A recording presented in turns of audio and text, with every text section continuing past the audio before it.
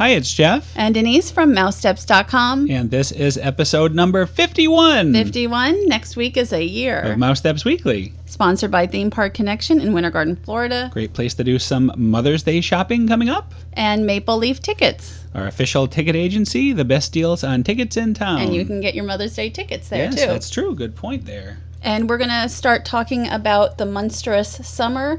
We were there to, well, there's Mike Wazowski. There's Mike Wazowski, yes. Right on Spaceship Earth. We had heard he might be flying in to make a special announcement. Does he fly? I don't think know he if he flies. He pops in. He sort of pops in. So he did. He popped in a very big way on a giant canvas, which is Spaceship Earth. Much of the Monstrous Summer revolves around the all-nighter that will be on both coasts, both at Walt Disney World and Disneyland, Disney's California Adventure. So 3 parks, unlike last year's One More Disney Day, which was only 2 parks. And that was on Leap Day, because last year was Leap Year, One More Disney Day. Right, and Mike and Sully from Monsters University will be on both coasts. You're going to have, I don't know if there'll be more characters than just Mickey and Minnie in their pajamas. We're not dressing in pajamas. And then Wait a minute. No. Well, I would love to do pajamas. Mickey and Minnie were in pajamas last year. If it's good enough for the mice, it's good enough for us, I say. I don't think so. I'm not a pajama person in the park. We'll see about that. And then, look, there he is. And there's Sully. There's Sully in full force there. I love that. And fireworks. And Mickey and the Magical Map will also be opening up at Disneyland at that time. There is so much going on and so much that has to do with both Monsters coasts, University. Really. It's just crazy. There's a new dorm area for the photo area in California. And we also will have a new photo area here at Disney's Hollywood Studios. Correct. And you'll have new floats leading the parades. Yeah, both parades. The parade here and at California Adventure Disney's will California have a Adventure. special Monsters University lead-off floats, so to speak. So there's actually quite a bit coming up. I'm sure there's still more to be announced. Sounds like it'll be a very monstrous Memorial Day weekend. And a monstrous summer. That too. Yes, very true.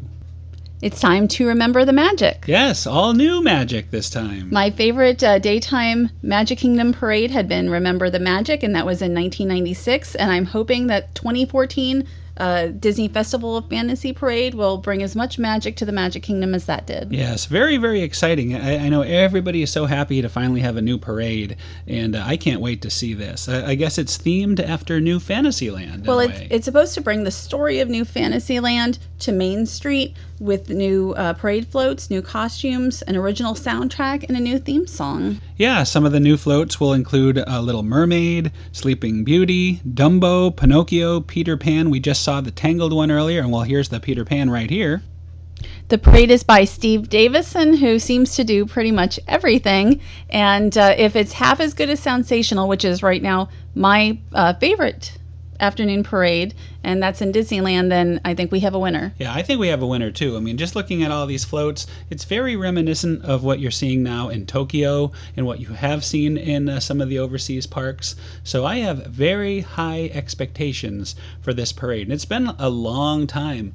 What, almost 15 years or more? Almost 20 years since we've really had a new parade. A truly brand new from scratch parade. So yeah, you can't go wrong. I'm very excited. I guess the Globe Parade was new at the time. It was new. Sometime it was new. Everything I like is new Remember once. the magic. Yes. Remember the magic. And continuing with the Monsters theme is the Monsters University display at Disney's Hollywood Studios. There's always concept art and maquettes in displays featuring new movies and upcoming movies in the production gallery at the animation building, and they just switched out to Monsters University. And it looks really good. I can't wait to see the movie after checking out all of the artwork and all these maquettes. Well, it's not quite finished. There's usually little signs, and we're thinking there's going to be a little more artwork coming in. But the display cases are full, and you can see Mike Wazowski right here as a maquette. And there are some of those cases. I would say it's 95% done. Maybe very few more pictures will be put in. What I love about the artwork in this case is that you're seeing the Monsters University archway with Mike and Sully, just like at the Epcot Flower and Garden Festival, the topiary display there. And had we seen this artwork previous, we would have known that it wasn't done all those times where we thought it was finally done, and then With they all the added the gargoyles gargoyles and they added bonus. And these books, I think these are the same ones that Mike Wazowski also holds in the display at Epcot. That is correct. I went back and looked at our old video, and those are the exact same books. So all this really is detailed stuff that ties it together, and I really like that. I enjoy the details very much. And I like that, Disney takes a movie like last year with Brave and does so many different things with it. I think Munsters this year more than I can remember any other movie getting promoted through the park. And looking at all this artwork, I wish I knew who all the new characters are. I did try to find out, but... I did. Did you find out? I Do you did. know who everybody is? I don't know who everybody is because I don't remember all the names or anything. There's the gargoyles again. There's the gargoyles. From Epcot. The Monsters University actually has its own website, and they even have the merchandise like the sweatshirt we saw yesterday and T-shirts, and you can get all kinds of great Monsters University merchandise online. What about a name and a description of every character? They have some of the characters. I did find that. So who is this one coming up? Who's that right there? That is Dean Hardscrabble. I am so impressed. I am completely impressed right now. I went and I looked up. I have Google. Google. You are on top of things today. I can't tell you who everybody is because I didn't, print it out or anything. But the nice thing about this display, just like all the other displays before it, is it's concept art from sketches to finished artwork and full color artwork. It's almost like a preview to the book that we'll probably end up buying later, The Art of Monsters University. We always buy the art of books. It's almost like that, but an early presentation of it. And here is Dean Hardscrabble again. There's 3 maquettes. Again, Dean Hardscrabble is one of them. I thought it was a he. It's actually a she. Who knew? Legendary scarer, dean of the School of Scaring. Well, you discovered something very cool. I don't know if this is a good character or a bad character. It doesn't look like a good character, does it? Well, the way those hands... I thought all was good until you said, Jeff, have you seen the back of this maquette? I said, no. So I came over to the back and I saw these very mean-looking hands. That to me the hands tell the story. That tells the story that it cannot be good. Well, I think she cannot be good. I guess kind of decides who is a good scarer and who's not a good scarer. There is Sulley. I am assuming he'll eventually be. We know that he'll be a good scare. We already know that because we've already seen him scare. Yes, it is a younger and trimmer version. I wish I could have that happen to me. Would be very nice. I love the maquettes, and we've been covering this artwork, I think, for the last 10 films or so. And this is actually another area down the hall from the display. And this room is still a work in progress. You see a bulletin board here. It has artwork from the film. A day later, there was the sweatshirt I mentioned and a T-shirt. There was still Wreck-It Ralph stuff in here the day that we were here. Yeah, I like it. It's evolving. Never the same. It's never the same. And today there could be, a few new things. So I would say to check back next time anybody is in town, and you'll probably see even more of the Monsters University display. And there's the poster. Bye, Sulley. More news this week. Big changes coming to the Disney Magic. And my first time on any cruise ship was the Disney Magic in 1998. I also sailed on the Magic early in the run and the Wonder. And the Disney Magic will be going into dry dock this fall, and it's going to be spectacular, I think, once it's out. Right, and the Wonder will not as of yet, but hopefully in the future it will get the changes as well. And even in the atrium, it's going to be redesigned to an elegant Art Deco with a new chandelier. I mean, it should be pretty amazing. It looks really nice. I think the whole thing is making it up to the Disney Dream, Disney Fantasy class quality level. And the stateroom here, there's going to be more usable space. And we're looking now at the AquaDunk. AquaDunk looks very cool. You do not know when it drops you. Do you know that? No, I didn't know that. It is a surprise drop, and it goes almost straight down. See that? 3-story. I know it's a 3-story slide, and with the surprise drop, and it looks really scary to me. But it'll be a fun scary. I don't know. I think it'll be very cool. Near vertical. I'm not sure for me. It's right up your alley. And this is the Aqua Lab, which is a new interactive water playground with a twist and spout slide. Looks like fun to me. 2 slides now. Yeah. And we're heading into the Disney's Oceaneer Club, which is for ages 3 to 12. This is Marvel's Avengers Academy with a lot of cool Marvel props. And we're going to be heading into Andy's room. With yet another slide, a Slinky Dog slide. That's more my speed of slide, although I probably couldn't fit in it. And this next area coming up looks like Pixie Hollow. And that's what it is. And children can make crafts here. And I guess there'll be costumes as well. Oh, very nice, very nice. And you can see to the right are the mushroom stools in front of computers. Next is the Mickey Mouse Club, home of the hidden Mickey.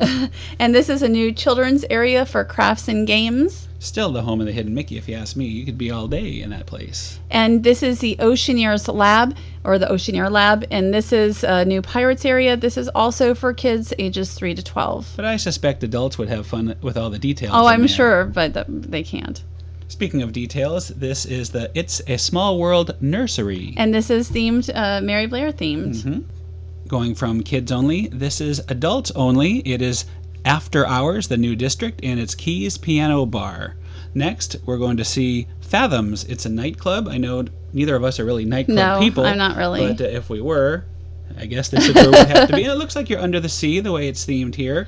This is something that is also on the Disney Fantasy. It's O'Gill's, an Irish pub and sports bar. And that actually is more I Mine enjoy too. that. That looks like a fun place to be. Speaking of fun, Palo is getting an upgrade too. And I have always enjoyed Palo, so it'll be fun to see what they do with it. Next is an all-new restaurant, Carioca's, with a festival-themed buffet by day and after-hours Rio de Janeiro party theme by night. So totally different on the ship. Totally different. And not so different, though, is the Animator's Palette. This is the original Animator's Palette, which I did, and it was very nice. But and I've done that one too on the Disney Magic. This is the new Animator's Palette where you actually draw and they animate your drawing right there on the table. It looks incredibly cool. So we haven't experienced it yet. It's only on the Fantasy, but we hope to check that out sometime soon. And this is Cabanas, casual dining by day, table service by night with an Australian influence.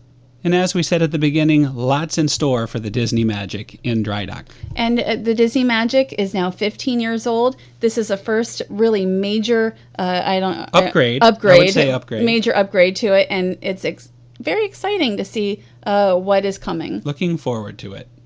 And speaking of looking forward to something, the Boardwalk Bakery finally reopened after several months closed. There had been a tent selling baked goods. And now the bakery is doubled in size. And there is also now a refillable mug area where before you would just hand over the cup over the counter. Mm-hmm. And now you have all your sodas and your fountain drinks right there for you to refill. Much more efficient that way. And you can see the sign. There were so many signs outside and also a cast member making sure that everybody knew that the restaurant, the bakery, was now open. Well, there's one very cool sign coming up. I thought you did a good job in. It had a secret message to it. Well, it already was there previously. This is the "Come on in" sign, and again, you had a cast member also saying "Come on in," and you can see the Boardwalk Bakery here from the opposite side. It's nice to see the boardwalk back without the construction walls. Looks good. And there's a sign you mentioned, and it's been there a long time. The huge croissant. Right, and huge croissant. And that I'm sounds sure good. Nobody probably really notices it except for people like us.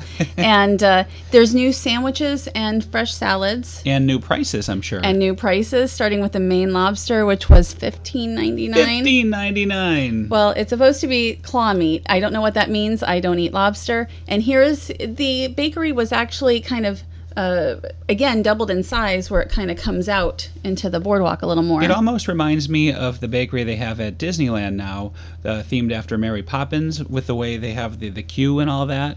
Of course, different themed, but the same ordering process. Well, now guests don't have to wait outside, and you can see a lot of the items are the same. They still have danishes and desserts, and there's that $16 lobster. Oh boy, we need to try that. That's going to be good. You should have tried it. I said I could bring one home because we had to test something, and there's the lobster again. But there used to be lines out the door, so now at least the queue is mostly inside. Nice looking salad there. I thought our test was very nice, though. Our test eating. And we'll get to that soon. This cupcake is supposed to look like Mickey Mouse because I saw other pictures. It was the first day. I know they look like Princess Leia instead. Well, it was. With the ears celebrating too close Star to the head. Wars. May the 4th be with you. It was celebration. And you can buy these cakes also there, which is nice. Just what we need. And strawberry cupcakes, I had been asked to see if they still had them, and they did.